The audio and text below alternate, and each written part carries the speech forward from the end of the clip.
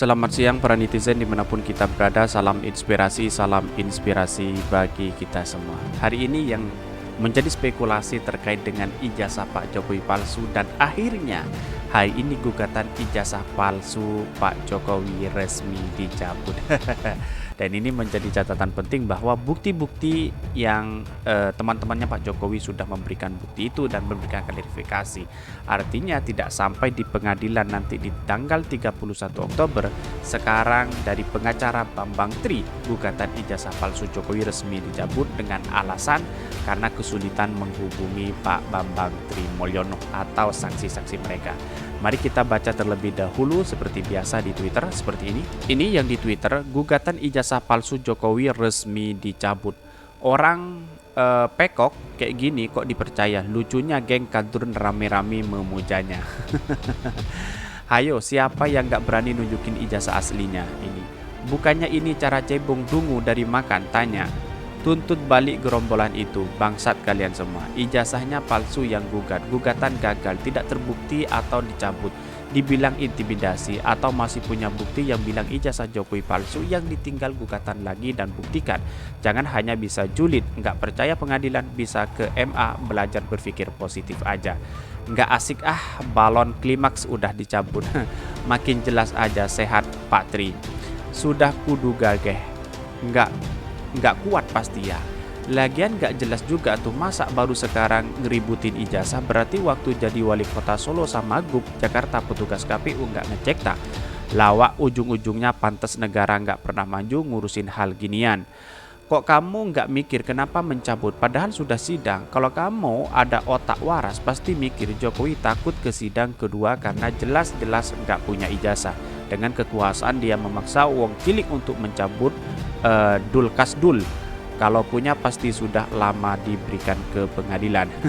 Polemik ijazah akan bersambung tiada akhir. Saya jadi curiga ada udang di balik B. Ini yang saya bacakan adalah komentar-komentar netizen ya. Partainya demo ini tekanan apa intimidasi? Masya Allah, tabarakallah. Nanti akan bersambung setelah dia bilang kekuasaan. Kalau beneran pakai tangan besi kekuasaan mah itu berkas nggak bakalan nyampe pengadilan. Boro-boro cabut berkas, mau daftarin berkas aja nggak bakalan bisa. Udahlah lapang dada aja, terima aja yang kenyataan.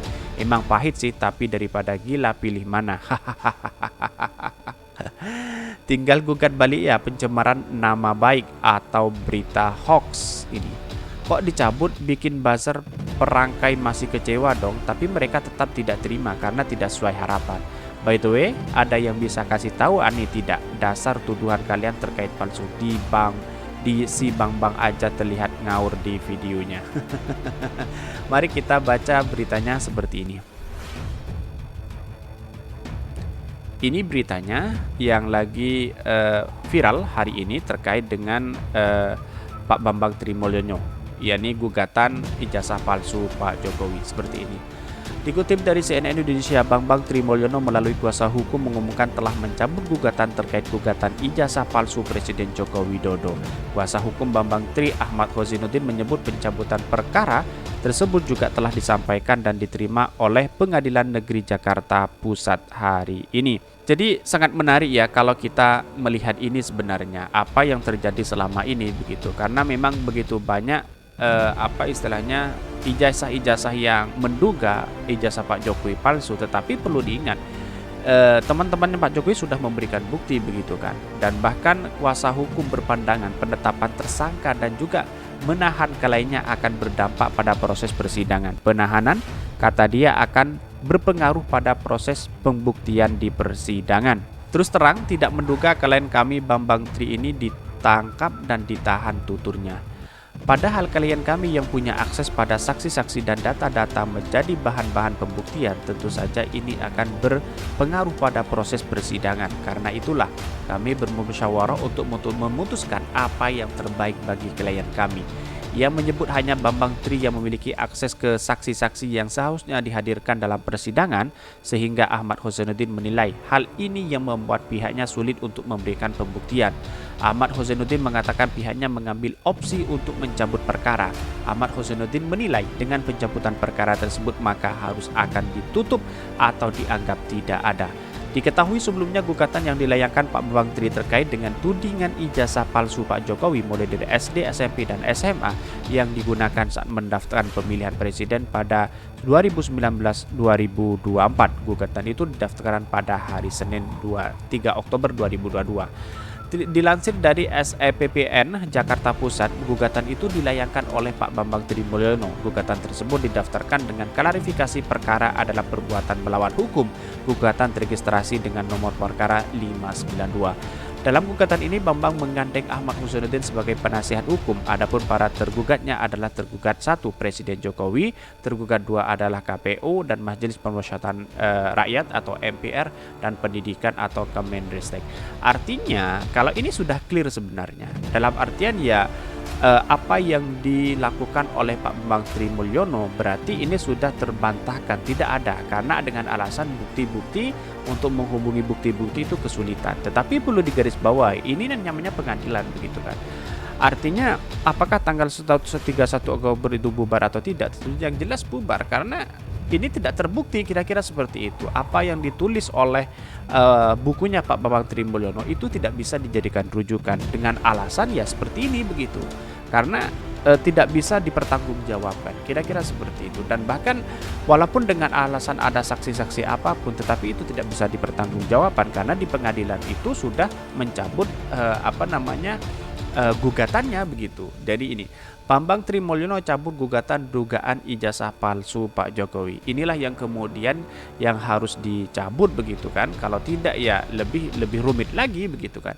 Pak Bambang Tri Mulyono mencabut gugatan terkait dugaan ijazah palsu Presiden Joko Widodo. Kuasa hukum Bambang Tri Ahmad Husainuddin mengatakan surat pencabutan perkara tersebut telah diterima di Pengadilan Negeri Jakarta Pusat hari ini. Ahmad Husainuddin mengatakan penetapan Bambang Tri sebagai tersangka dan ditahan menjadi salah satu kendala sebab menurutnya penahanan Bambang Tri akan berpengaruh pada proses pembuktian di persidangan. Maka padahal klien kami yang punya akses dan saksi-saksi dan data-data menjadi bahan pertimbangan, tentu saja ini akan berpengaruh pada proses pengadilan. Ia menyebutkan bahwa Pak Bambang Tri memiliki akses-akses saksi-saksi yang seharusnya dihadirkan dalam persidangan, sehingga Ahmad Husainuddin menilai hal ini yang membuat pihaknya sulit memberikan pembuktian. Ya seharusnya nggak masalah kalau ingin dibuktikan begitu kan, ya buktikan aja begitu kan. Tetapi kalau tidak ada seperti ini ya dianggap kosong begitu. Berarti apa yang selama ini dituduhkan kepada Pak Jokowi itu tidak terbukti sama sekali. Ya saya garis bawahi ini tidak terbukti sama sekali. Tetapi karena memang ini ada unsur ini. Nah ini akan menjadi masalah, oleh karena itulah kami mengambil opsi mencabut perkara dan dengan demikian sesuai dengan ketentuan perdata. Kalau gugatan perdata, gugatan melawan hukum perdata dicabut sebelum masuk pokok perkara persidangan, belum ada jawaban dari tergugat, maka kasus dianggap tidak ada atau case close dengan status 00 atau seri. Inilah yang menunjukkan bahwa Pak Bambang Tri Mulyono ini tidak bisa melanjutkan atau tidak bisa dijadikan rujukan di bukunya tersebut. Bahkan dianggap yang fatal bukunya itu untuk dijadikan sebagai bahan bacaan.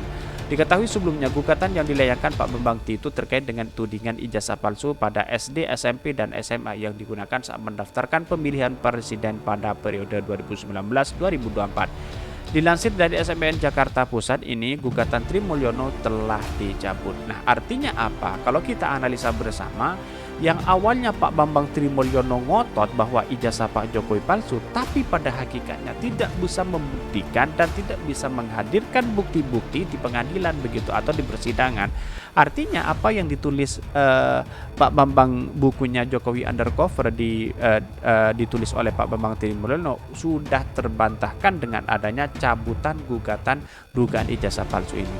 Saya dari sejak awal sudah mengira bahwa apa yang ditulis oleh Pak Bambang Tri Mulyono itu adalah hasil opsi atau hasil opinion dari sendiri atau dari orang lain begitu kan. Yang saya pertanyakan seperti itu, dalam artian apakah memang benar-benar wawancara dengan orang-orangnya atau tidak begitu, kira-kira seperti itu. Tetapi kalau hanya opsi, dia tidak bisa untuk dijadikan sebagai alat bukti begitu kan.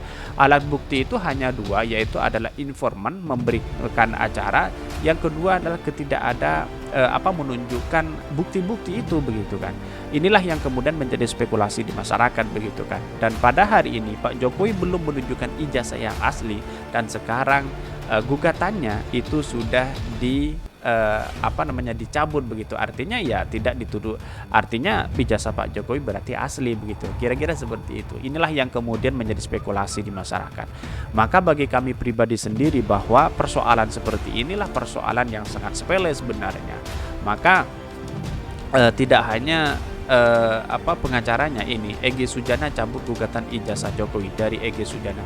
Egy Sujana selaku kuasa hukum penggugat ijazah Presiden Joko Widodo mencabut gugatan tersebut. Adapun penggugat ijazah ialah Bambang Trimulyono.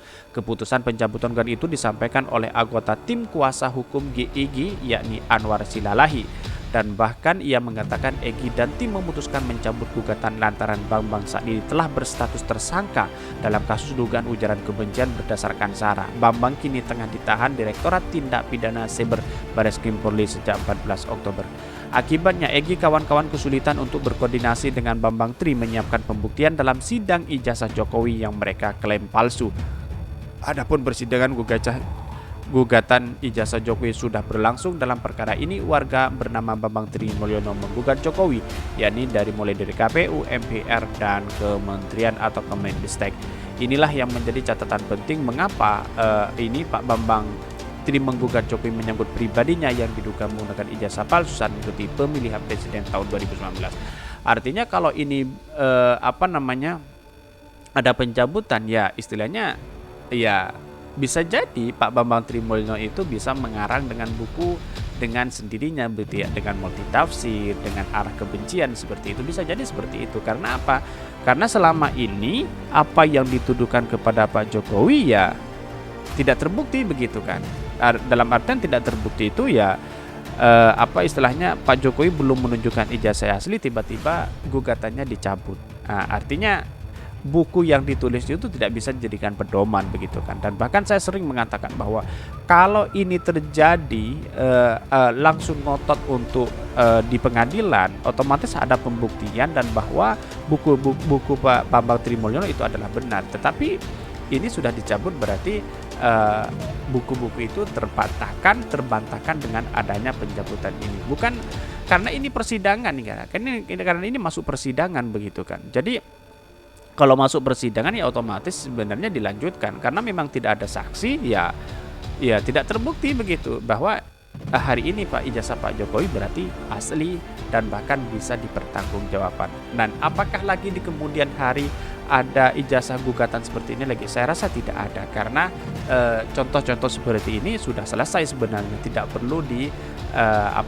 digugat lagi begitu kan, bahwa ijazah Pak Jokowi benar-benar asli. Kesimpulan saya hanya satu, yaitu adalah bahwa setiap seseorang kalau hanya menggunakan akal untuk menggunakan atau menulis buku itu bisa, tetapi dengan informan, dengan bukti yang nyata itu tidak bisa, sulit sekali. Seperti ya cerpen yang nuansanya ya nuansa yang istilahnya tidak terjadi begitu, kira-kira seperti itu. Mungkin yang ditulis oleh Pak Bambang Trimulyono seperti itu begitu kan, karena saya belum membaca, tetapi kalau melihat dari beberapa sekilas informannya itu ya minim sekali begitu kan, bahkan tidak dijadikan sebagai alat bukti sama sekali. Mungkin itu yang kami sampaikan. Tonton terus channel Hodari Podcast Rakyat ini karena ada berita-berita menarik dan viral setiap harinya. Salam para netizen, salam inspirasi bagi kita semua. Jangan lupa di subscribe channel YouTube Hodari Podcast Rakyat ini.